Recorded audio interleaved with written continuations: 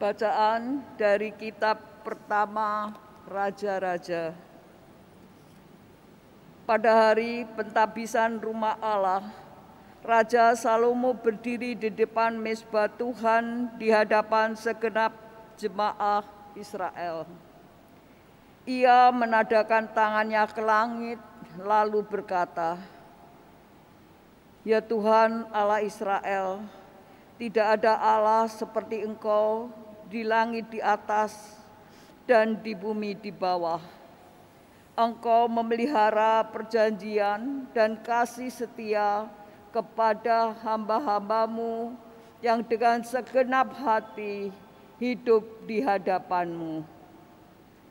Benarkah Allah hendak diam di atas bumi, sedangkan langit, bahkan langit yang mengatasi segala langit pun tidak dapat memuat Engkau, apalagi rumah yang Kudirikan ini. Karena itu, berpalinglah kepada doa dan permohonan hamba-Mu ini, ya Tuhan Allahku, dengarkanlah seruan dan doa yang hamba panjatkan di hadapan-Mu pada hari ini. Kiranya siang malam mata-Mu terbuka terhadap rumah ini, terhadap tempat yang tentangnya Kau katakan, Namaku akan tinggal di sana.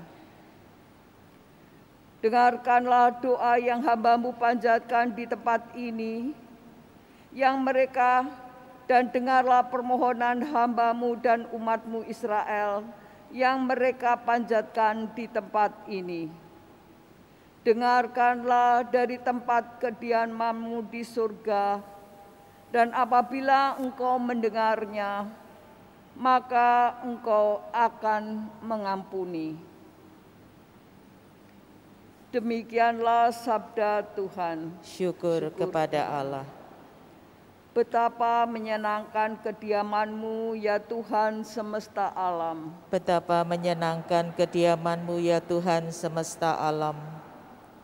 Jiwaku merana karena merindukan pelataran rumah Tuhan.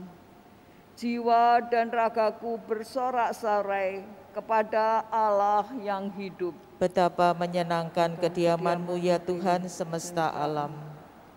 Bahkan burung pipit mendapat tempat, dan burung layang-layang mendapat sebuah sarang, tempat mereka menaruh anak-anaknya. Pada mezbah-mezbah-Mu, ya Tuhan semesta alam, ya Rajaku dan Allahku. Betapa menyenangkan kediaman-Mu, ya Tuhan semesta alam. Berbahagialah orang yang diam di rumah-Mu, yang memuji-muji Engkau tanpa henti. Lihatlah kami, ya Allah perisai kami, pandanglah wajah orang yang Kau urapi. Betapa menyenangkan kediaman-Mu, ya Tuhan semesta alam. Sebab lebih baik 1 hari di pelataran-Mu daripada 1000 hari di tempat lain. Lebih baik berdiri di ambang pintu rumah Allahku daripada diam di kemah-kemah orang fasik. Betapa menyenangkan kediaman-Mu, ya Tuhan semesta alam. Haleluya, haleluya, haleluya.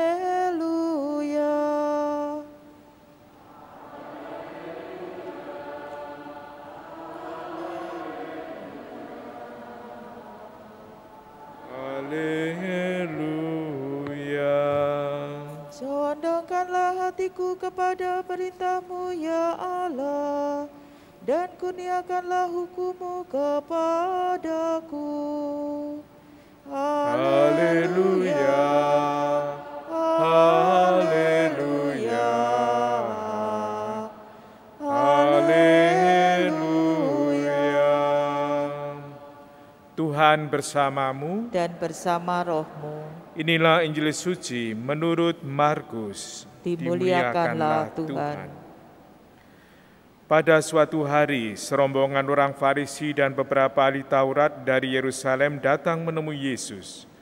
Mereka melihat beberapa murid Yesus makan dengan tangan najis, yaitu dengan tangan yang tidak dibasuh.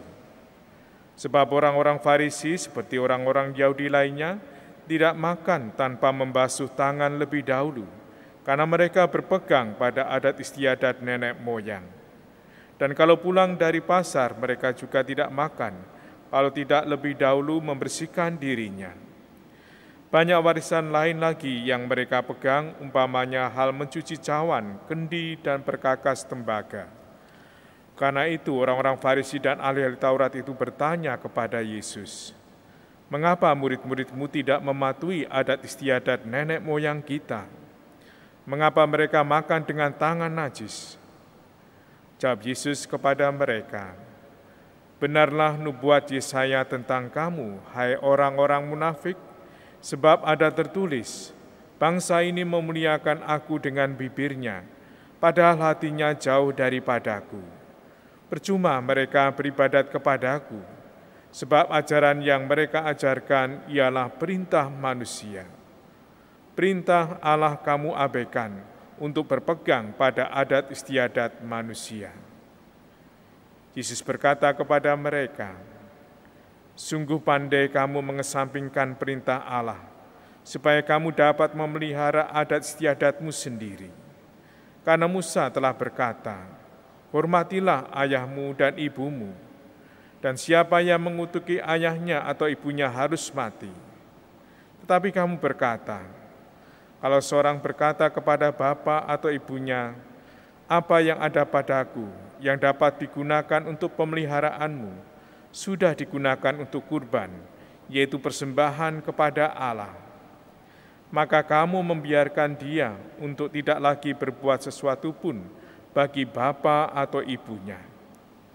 Dengan demikian sabda Allah kamu nyatakan tidak berlaku demi adat istiadat yang kamu ikuti itu. Dan banyak hal lain seperti itu yang kamu lakukan."